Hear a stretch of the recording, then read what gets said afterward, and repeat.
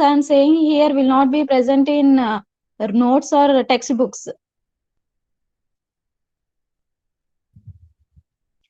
Okay, welcome to my class. Welcome to my lecture. Today's topic is algorithms. Before discussing about algorithms, let me discuss about the course outcome and PO mappings. Here, the course outcome of this unit, data structure, first unit, data structures, searching, sorting. The course outcome of this unit is you will be able to understand the data structures and solve the problems of searching and sorting. This is the course outcome. Again, I am repeating. You will be able to understand the data structures and solve the problems of searching and sorting. Let us see the POs, program outcomes. These are the program outcomes. First PO is engineering knowledge. I have mapped this CO, course outcome, to this program outcome. PO1. PO1 is engineering knowledge. As you need basic knowledge to develop the efficient algorithms and fundamentals of mathematics is required to solve the problems of searching and sorting. That's why I have mapped this CO to this PO1. Next one is problem analysis. The course outcome of first unit is mapped to this PO2, problem analysis. As the algorithms need to analyze in terms of time complexity and space complexity in order to solve the problems. That's why I have mapped the CO to PO2. PO2 is problem analysis. Next.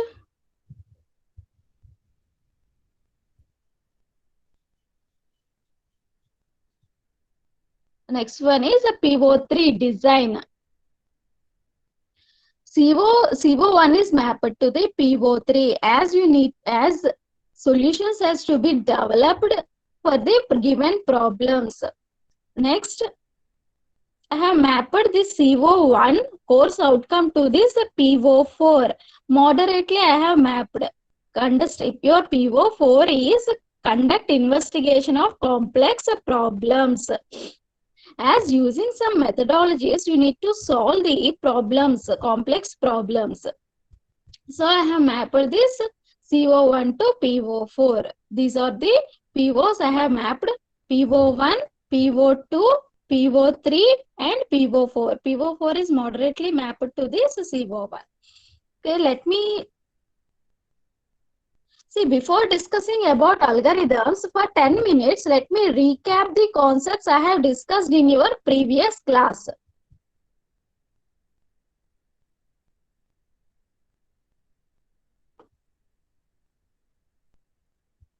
In your previous class, I have discussed about introduction to data structures. Let us see for 10 minutes.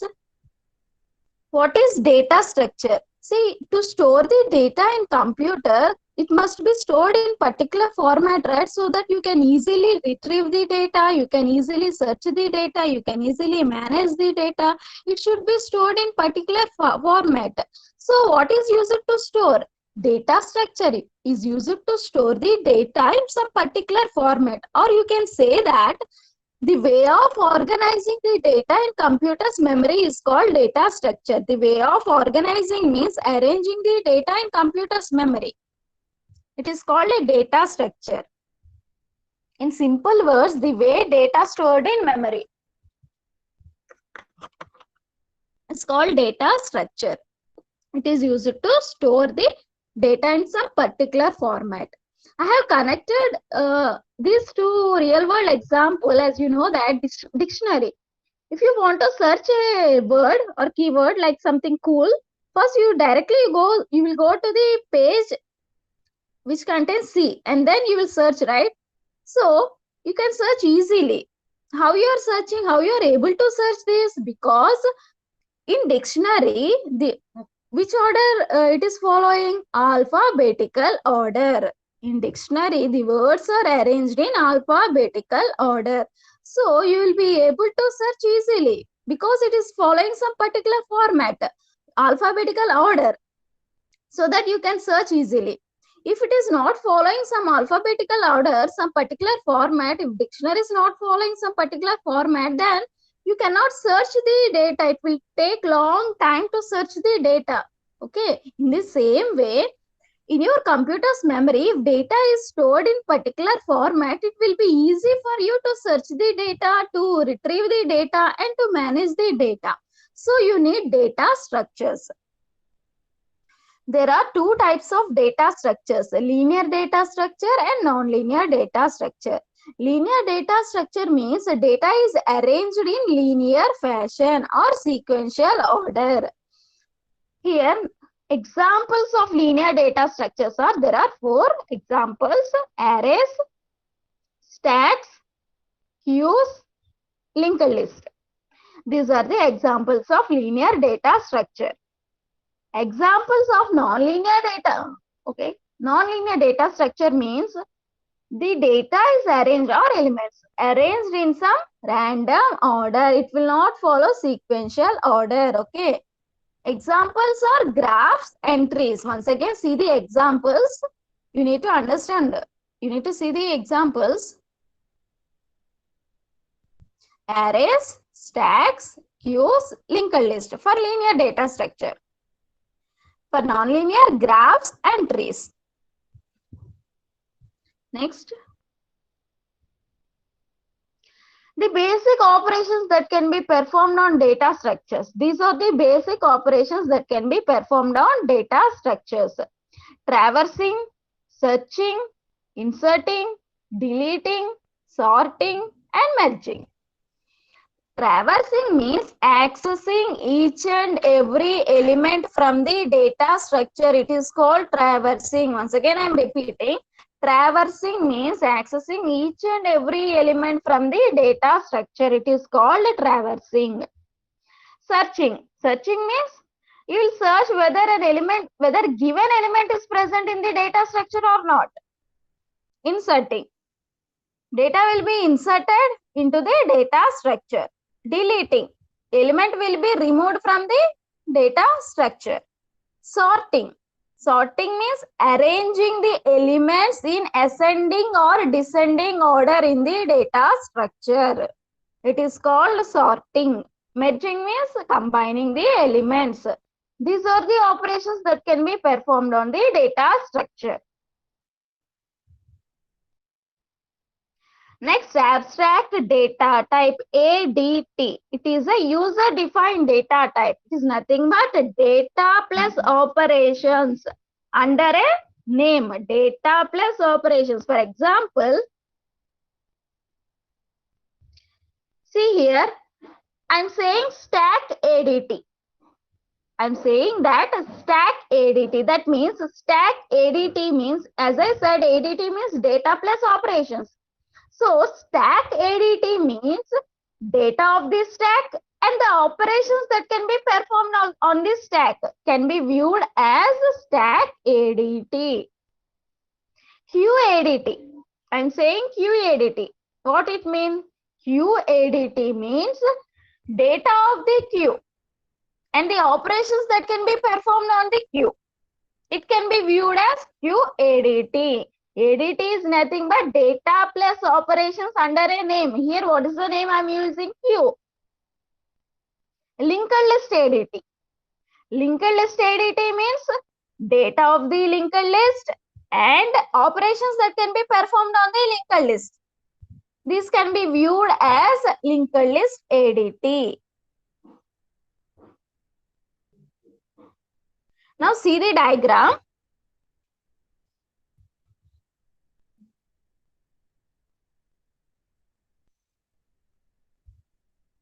One second. See the diagram here. See, this is the data. Okay. See, this is the memory. Here data is stored. Using data structures, in data structures, data is stored. See here, arrays, linked list. This is a data structure. Array is a data structure where data is stored. Something like this. something like this, where data is stored. See here, your program, this is an application program. It is nothing but the program written by the user. This program cannot access directly the data stored in memory. See, once again, see, you have written some program, okay? This program written by you cannot directly access the data which is stored in memory, okay? Where data is stored in memory? In data structures. Here, data structures, you are using data structure to store the memory in some particular format. Your program cannot access directly the data stored in memory. So how can it access? See here, there are functions, public functions, private functions.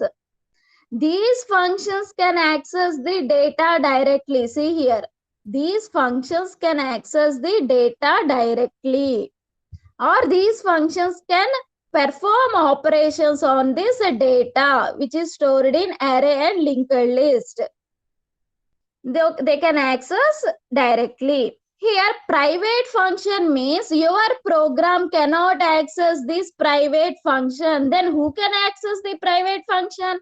Only public functions can access the private functions. Remember that private functions, your program cannot access the private function. Then who can access the private functions? Only public. The functions which are declared as public only can access the private function. Now, if your program want to access data structures, see, if your program want to access the data which is stored in memory, how can it access it? It should access only through functions, as functions are directly accessing the data. So, see here, to access this public function, your program cannot access directly the public functions. Using some interface only your program can access. What is the interface? For example, in C program, you are writing some #include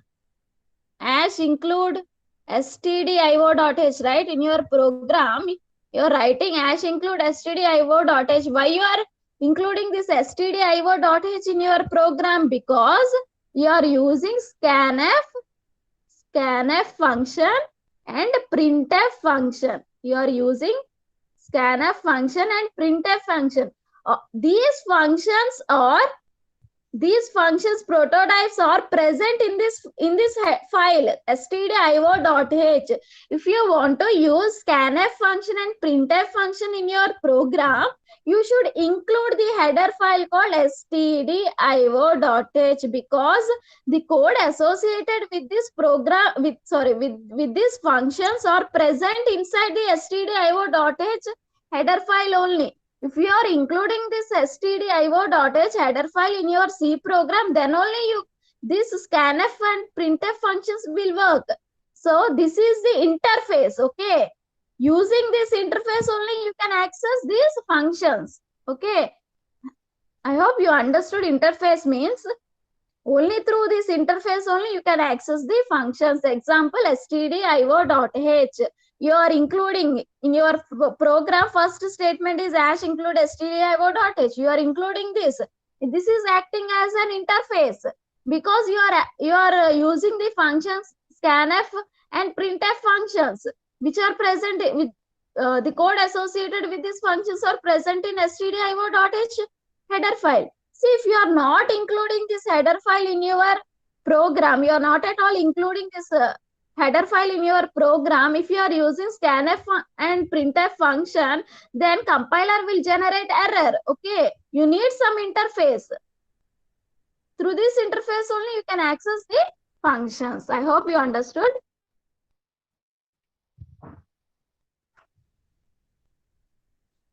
Next.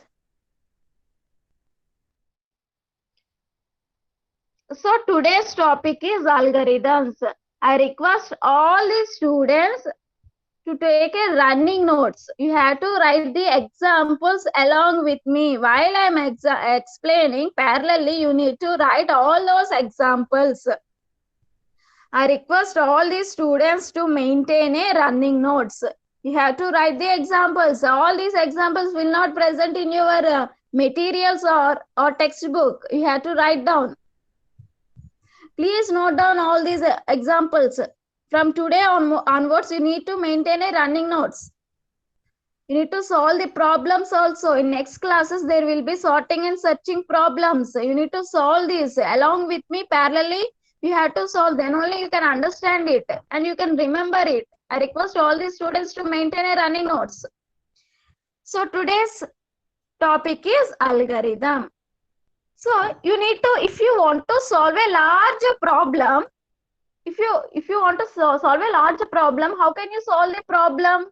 If you know the procedure, how to start the problem and how to end the problem, if you know the procedure, then you can easily solve a large problem, right? But if you don't know the procedure, then how can you solve the problem? You cannot solve the problem if you don't know the procedure. Here in computer, how you will solve the problem? By writing the program. By executing the program, you will get some desired output, right? So if you want to write the program also, you need to know how to solve it. Here, algorithm is a tool which is used to solve the problem. Algorithm contains how to start the problem, how to calculate all those things, and how to end the problem. It is a step-by-step procedure to solve a problem. By using this algorithm, you can solve the problem easily.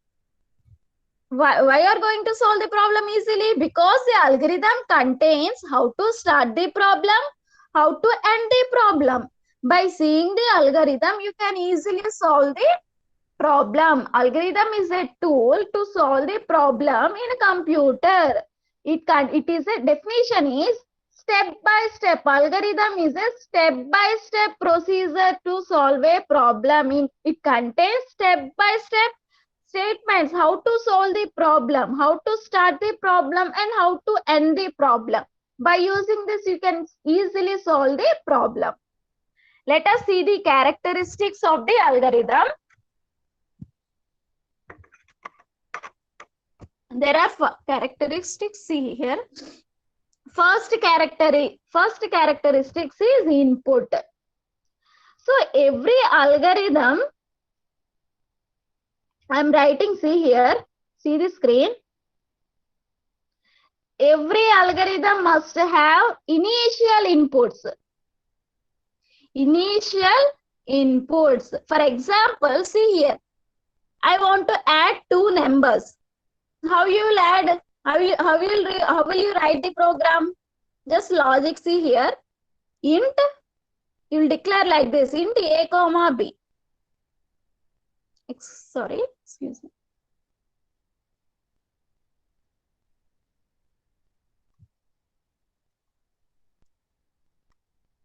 See here, 1 second. Int a equal to something, you will assign like this, right? B equal to 3, C equal to A plus B, and then you will print C, right? See here. See, every algorithm must have initial inputs. You should not write like this, A equal to 2. Directly you should not assign A equal to 2, B equal to 3. You must have some initial inputs like A equal to 0, B equal to 0. Okay. And the inputs for A and B, you must provide externally through keyboard. Okay. You need to provide the input through the keyboard. You should not directly assign like A equal to 2, B equal to 3, C equal to A plus B, print C. No. You should not assign directly. But you should have some initial inputs. What are the initial inputs I have given here? A equal to 0. B equal to 0. These are the initial inputs. Every algorithm must have some initial inputs. And remember that you should not directly assign any values, A equal to 2, B equal to 3, like that. You should not assign. You should provide these 2, 3. You should provide these values through keyboard. Okay. This is the character. First characteristic input. Every algorithm must have initial inputs like A equal to 0, B equal to 0, initial inputs. And you need to provide the values externally through the keyboard. This is a good practice. You should not directly assign like A equal to 2, B equal to 3. You should not directly assign. A good practice is that you need to provide all the inputs externally through keyboard input device. Next, output. See the screen? Next characteristic is output. Every algorithm should produce at least one output, or otherwise there must be some intermediate results.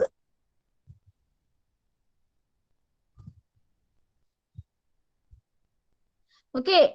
See, you are writing, why you are writing algorithm? To get some output, right? Why you are writing the program and you are executing it? To see the output, to have some output. So, if you are writing an algorithm means every algorithm should have at least one output. It should produce the desired results. Okay.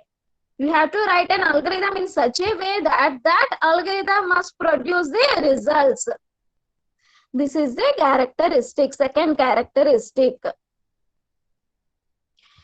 Along with me, I request all the students to write the notes. Next is the definiteness. Definiteness means, as I said, algorithm is step-by-step procedure. That means it contains some statements, right? Every statement,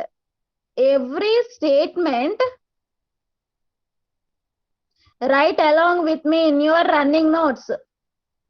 Every statement must be meaningful and clear. Okay, every statement must be meaningful and clear. It should not be ambiguous or confusing. By seeing this statement, you can clearly understand what is that statement. You have to write the statements in such a way that it should be meaningful and clear. You should not get any confusion. You should write in such a way that every statement must be clear and meaningful. Definiteness means this. Okay.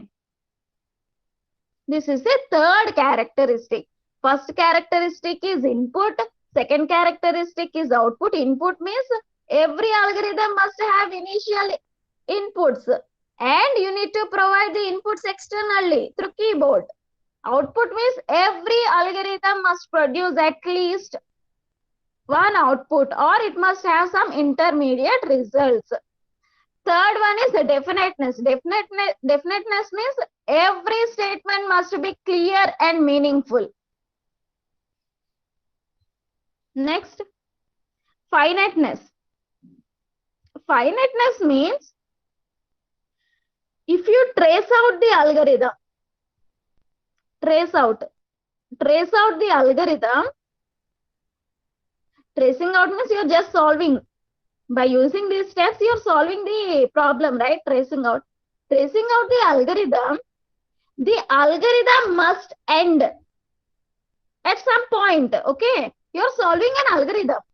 What algorithm contains? It contains step-by-step procedure how to solve the problem. First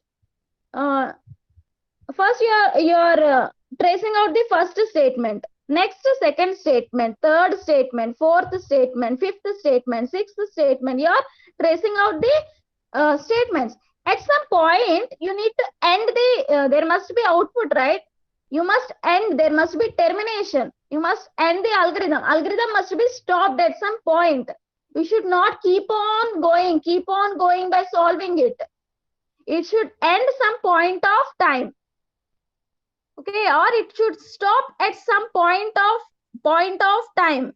You should not keep on going solving the problem. There must be end, or you must stop after a finite number of steps.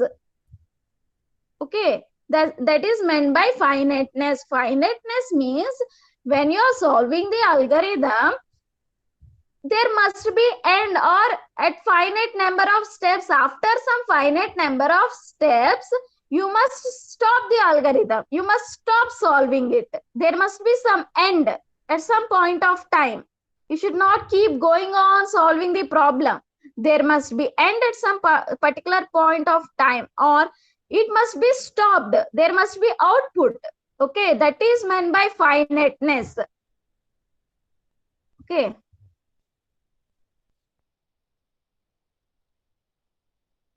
Next, effectiveness.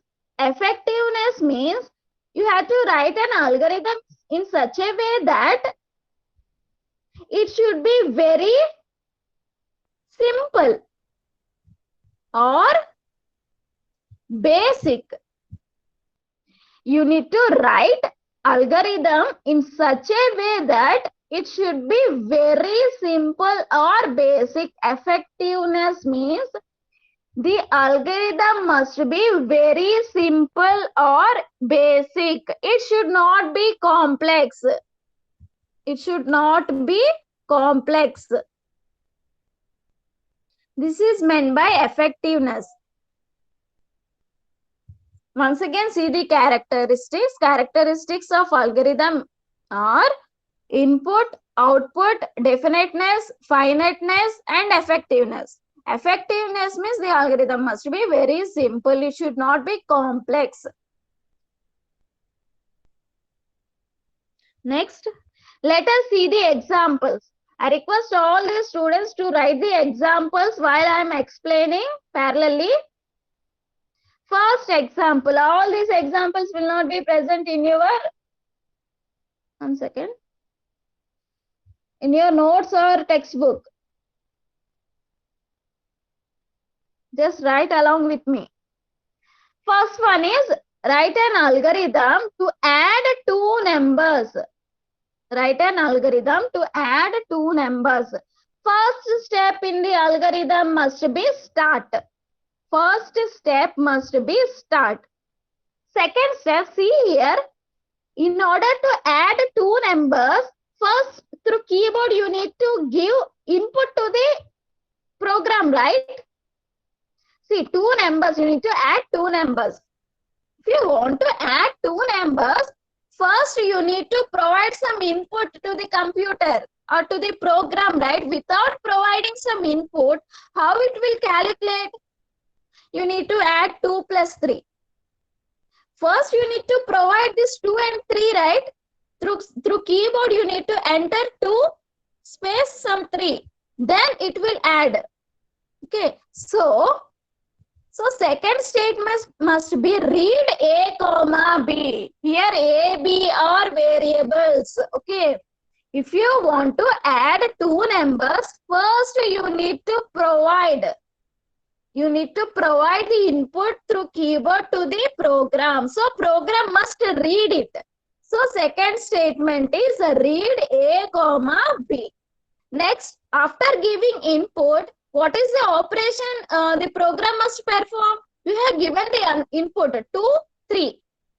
So after giving, what it must perform? It must add, right? So see, if you are assigning, see here. Here C is a variable. If you are assigning something, you need to use set. Set, okay? Remember this. Why I am using this set? See, if you are assigning something to a variable, here variables are A, B, C. C contains some result, okay? See, if you are assigning, remember, if you are assigning something, equal to means assigning. If you are assigning something to the variable, here you need to use set, okay? Set C equal to A plus B. See here, you have entered 2, 3. So 2 will be stored in variable A and 3 will be stored in variable B. Read A comma B. You have to read A comma B means you have to enter some input. Here, for example, I have entered 2 space 3. So 2 will be stored in A and 3 will be stored in B. Now, what is the next statement? You have provided the input. Now you need to add. C equal to A plus B. 2 plus 3. What is 2 plus 3? 5. 5 will be stored in variable C. Now variable C contains 5. Now operation is completed. What operation? Addition. Addition is completed. What is the next step you need to do? Where the result is stored? Result is stored in variable C. So you need to print C. Print C means displaying the value which is present inside this C. Now it is completed. So last statement is stop. I hope you understood. Once again, see, first step is start. Second step is you need to provide input. Providing means system need to read. Okay, so read A comma B. After that, you have read system took the values. So after what system must do or what the program must do? Add. It should add. So to add, you must write the statement set C equal to A plus B. Now here addition operation is performed. Result is stored in variable C. Now you need to print the C which contains the result. Print C means you are printing the result. That's all. Step 5, stop. I request all the students to write the example in your notes.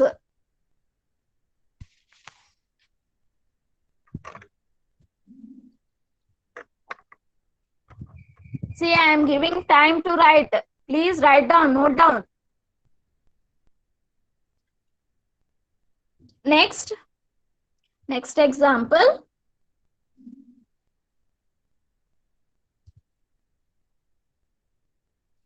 Next example is, please note down, example 2. Algorithm to find average of two numbers. See here, average of two numbers means, how will you find average of two numbers? Once again.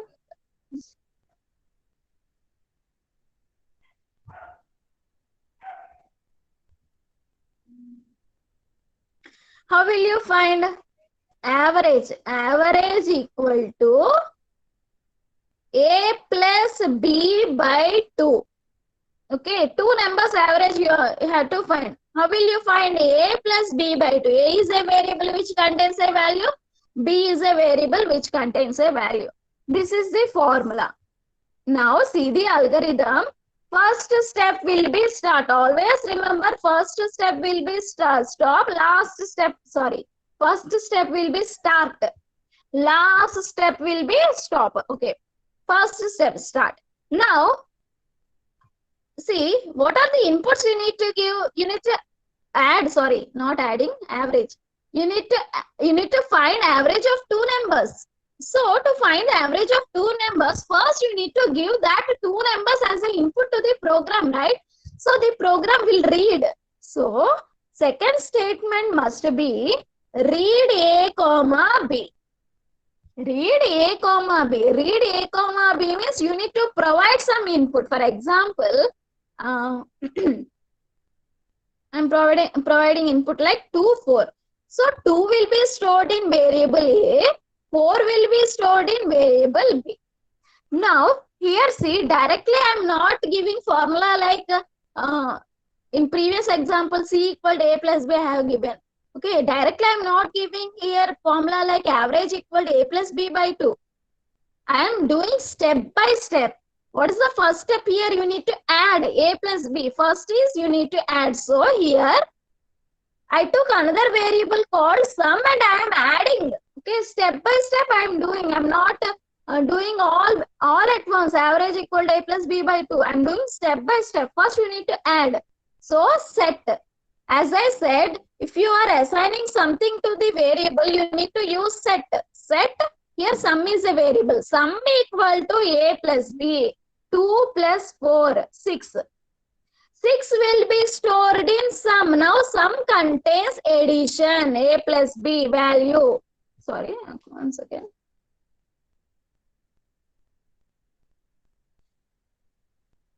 So it contains 2 plus 4, 6. Sum contains the result 6. Now, after adding, what you have to do? A plus B you have done. Okay. After adding, what you have to do? You have to divide the sum by 2. So, set average. Here I took variable as average. Average equal to sum by 2. What sum contains? Sum contains addition result. A plus B result. What is A plus B here? 2 plus 4, 6. 6 by 2. What is 6 by 2? 3.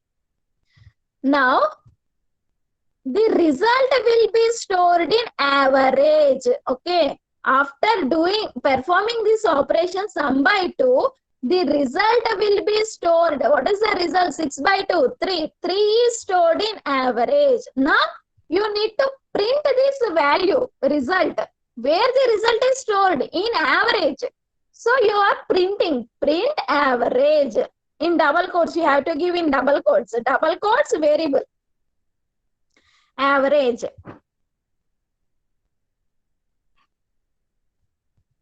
So here the average value will be printed. What is the average value? 6. 6 will be printed.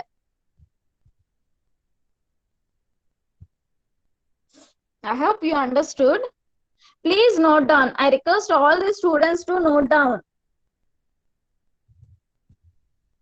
Please note down the algorithm. See, I am giving some time. Please note down. So,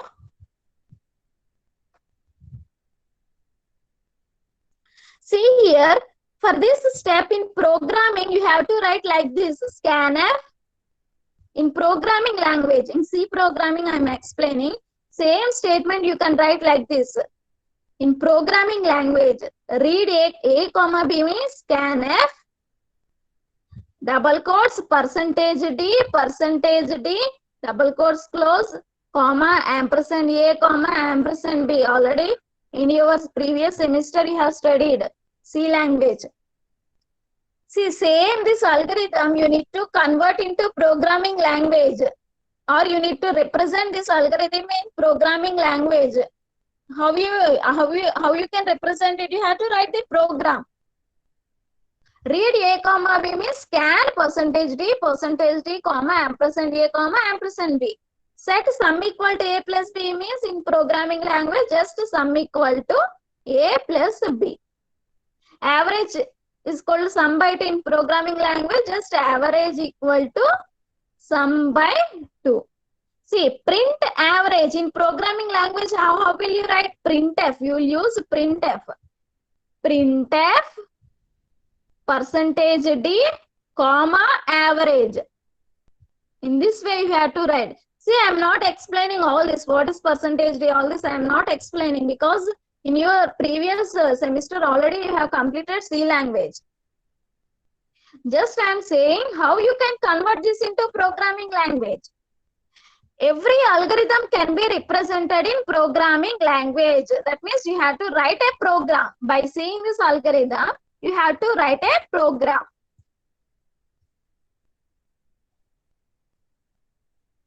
I hope you understood.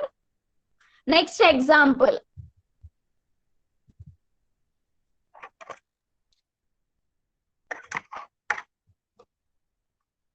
Next example is algorithm to find area of a circle. First, you need to know the formula. What is area of circle? Area equal to pi r square, right? Pi into r, pi r square. This is the formula. Now, how to write the algorithm? First, always remember you need to think what are the inputs you need to give.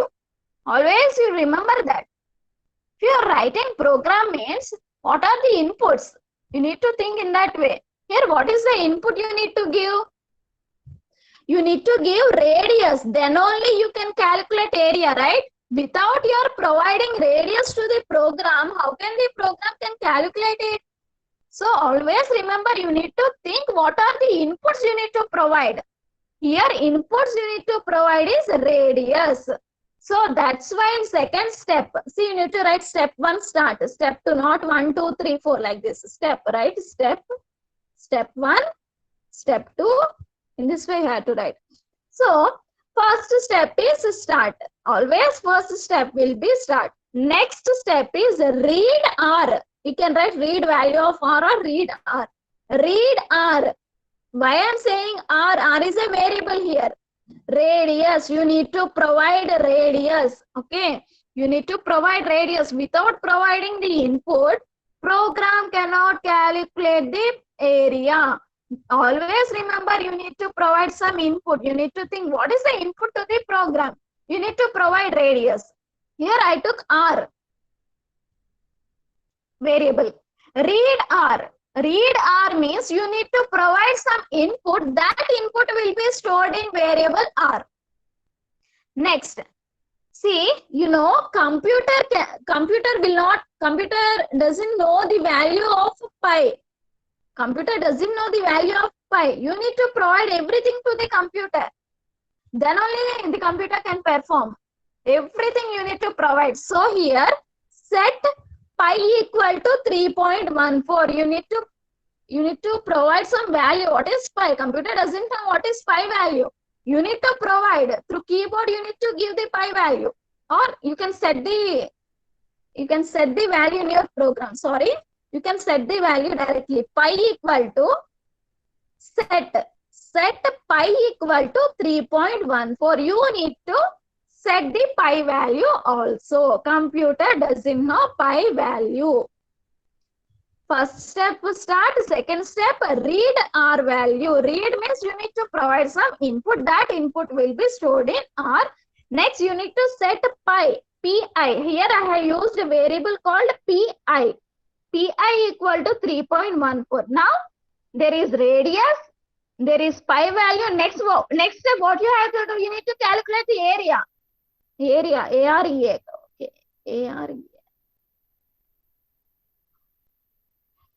You need to calculate. So here you can write set or calculate. Okay, set area equal to pi into. See, you should not write like this. Pi into R square. You should not write R square. R into R.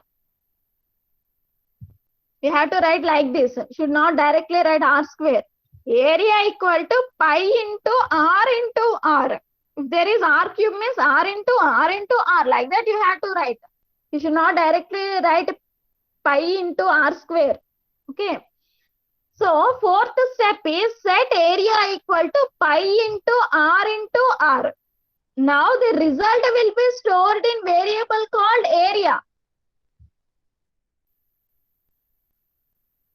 Now, next step, you need to print the result. Where is the result? The result is stored in variable called area. After calculating pi into R,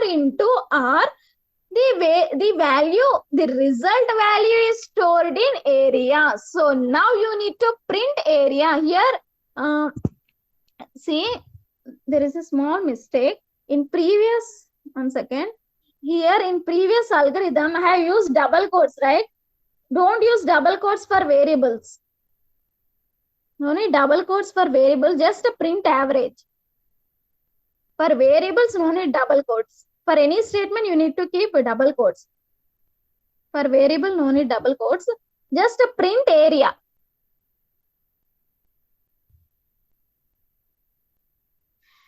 See, I am giving time for you. Note down the algorithms. You need to maintain a notes. From next class onwards, problems. I will start problems, searching and sorting problems. So please maintain a notes and write down parallelly with me.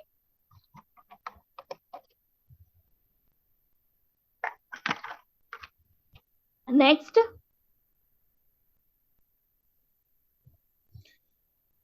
Next example. See, I am saying many examples so that you will understand. Don't get confused. Just to understand, I am saying many examples so that you will understand well. Next algorithm. Write down, note down. Algorithm to find largest of two numbers. You need to find what is the largest of two numbers. So always I said that in previous example, I said that Always you need to remember what are the inputs you need to provide. To find the largest of two numbers, first you need to provide two inputs to the program, right? So, first step always start. Second step, read two values A comma B. You can write read A comma B or read values A and B. Anything you can write. Read A comma B also you can write. Read A comma B. As I said, you need to provide some inputs to the inputs through the keyboard to the program. Then those values will be stored in some variables. Which variables? Here I have given two variables A and B. So for example, I have given input through keyboard like 3 space some 5. 3 space some 5. So 3 will be stored in variable A and 5 will be stored in variable B. Now the program has read the values A and B and stored in values 3, 5 and stored in A and B. Now what you have to do? Values you have given. Now you need to compare.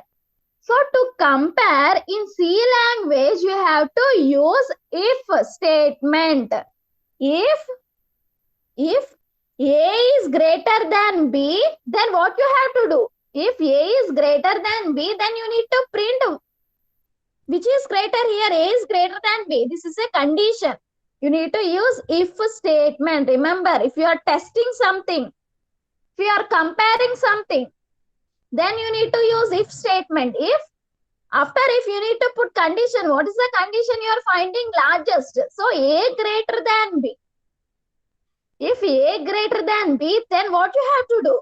You need to print what is the largest value if A is greater than B. If this condition is true, see, if A greater than B condition is true, then this if statement, what is if statement here? Print A.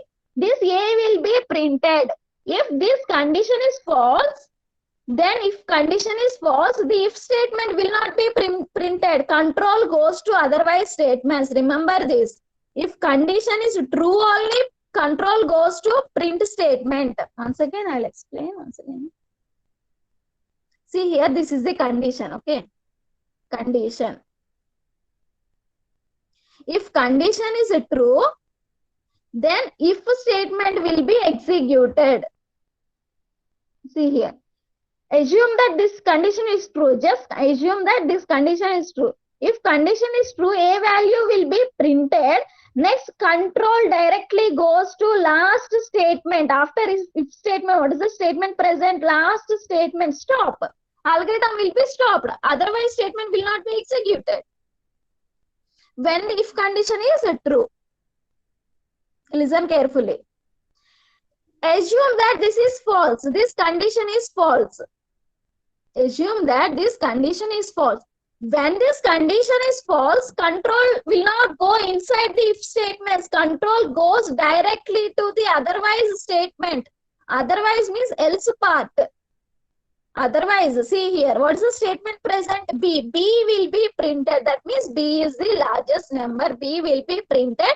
Next, control goes to the stop. Okay. Just I will explain with an example. At that time, you can understand. Here, I have given the A contains value 3 and B contains value 5. Now, let us see the condition. 3 greater than 5. True or false? 3 is greater than 5. False. This condition is false. When this condition is false, control will not execute control will not goes inside the if statements. What are if statements? Print A. Control will not go inside the if statements and it will not execute this. When this condition is false, control directly goes to otherwise statement. And here B will be printed. Print B. What is B here? 5. So largest value is 5 will be printed. Remember this. When condition is true, only if statements will be executed. When condition is false, otherwise control goes to the Control goes to the otherwise statement, and the statements inside otherwise will be executed. In C language, otherwise means else. You will write else. Okay.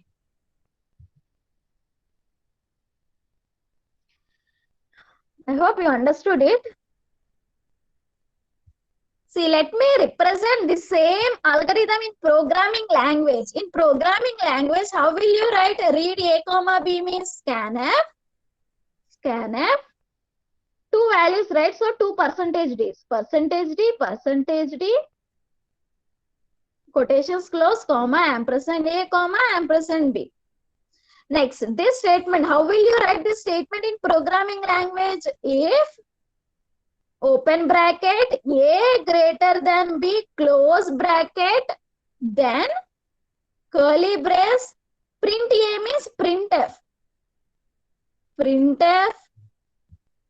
percentage D, comma, just A, close. See here, once again in programming language. No need to write in your notes this programming language. Just write down the algorithm part only. I'm explaining so that you will understand. See, this is a programming language. You can write if brackets A greater than B close bracket. Same thing in algorithm representation. How can you write? See here. If a statement, you should write in theory, just like theory, A greater than B. You have to write then.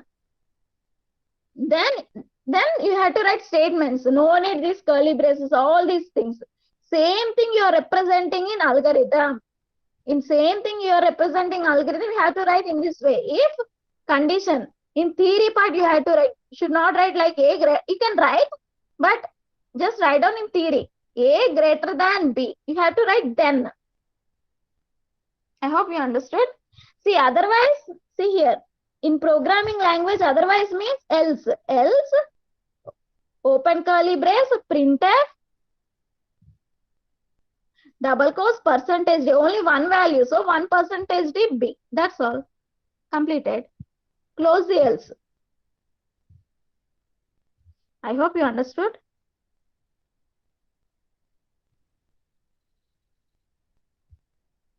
Next. Note down next examples. See, I'm explaining many examples so that you will understand. Please don't get confused. Just understand. Algorithm to determine whether a given number is odd or even. Note down. Algorithm to determine whether a given number is even or odd. Note down. I request all the students to note down. Please note down the examples.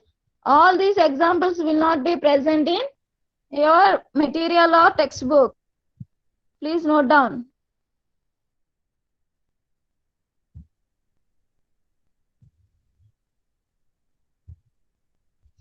Now, see, here, what is the input you need to give? Once again, see the problem statement. You need to find whether a given number, that means single number you need to provide, and system must display whether it is even or odd. Single number, okay, given number, single number. So, one input you need to provide. So, here in step 2, read n. Here I took the variable as n.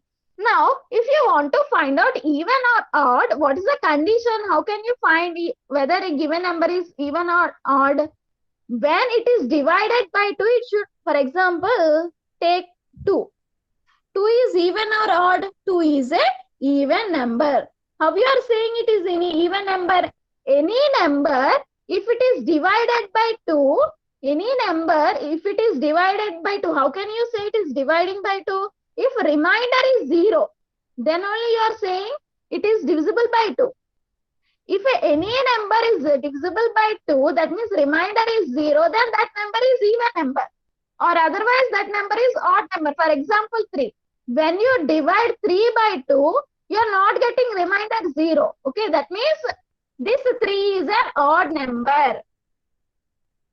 Again, see here, how can you say a given number is even or odd? Remember, if any number that is divisible by 2, that means when you divide that number by 2, remainder must be 0. Then only you can say it is an even number.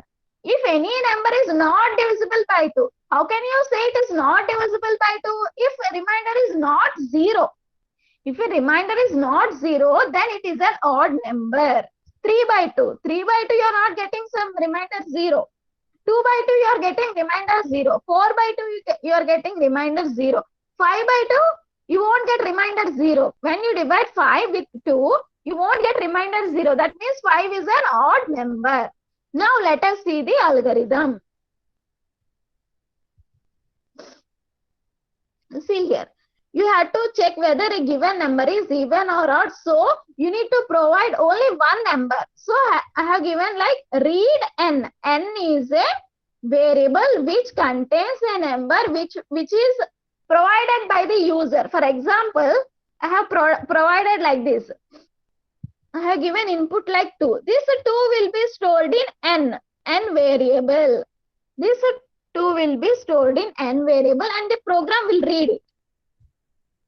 Now, remember that if you want to compare or if you want to test anything, you need to write if statement. If, see, here I have written percentile. Here this percentile is modulo. Modulo means it will find remainder. As I said that if any number is divisible by 2, how can you say it is divisible by 2 if the remainder is 0? Now you need to find remainder. How can you find remainder? By using modulo operator. Modulo operator means directly it will find remainder. Remember this. Modulo is nothing but percentile. If you are using percentile, that means modulus, that means it is finding remainder. When n is, see the condition, n percentile 2. When you divide n by 2, percentile means remainder.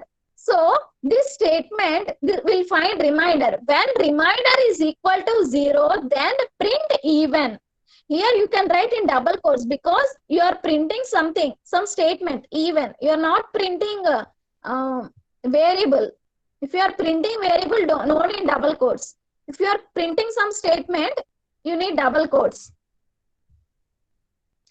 Otherwise, print odd. Stop. Okay. If this condition is true, print even. Even this statement will be printed onto the screen and control directly goes to step 4. Otherwise, statement will not be executed. When otherwise statement will be executed, when this condition is false. When remainder is not 0, not equal to 0, that means when this condition is false only, see here, when this condition is false only, then only control directly goes to the otherwise else part. When this condition false, then only it goes to directly goes to otherwise and print odd. Okay, when this condition is false, it is an odd number. When this condition is true, it is an even number. I hope you understood this. In next class, there is one example. I will explain it in next class. Thank you.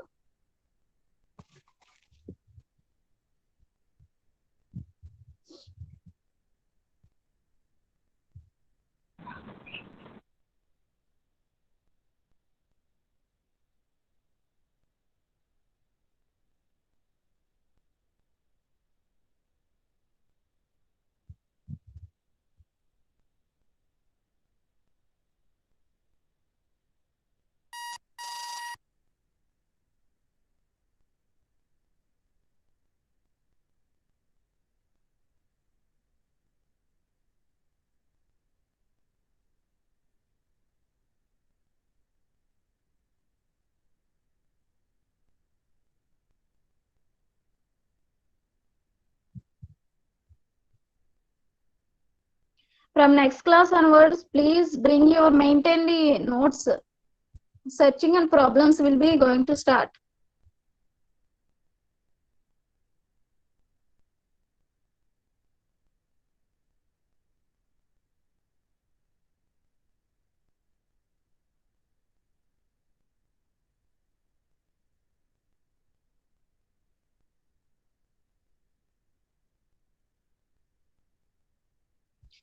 Sir, you can stop the recording, sir. Okay madam, okay madam, అట్లాగేనండి, okay.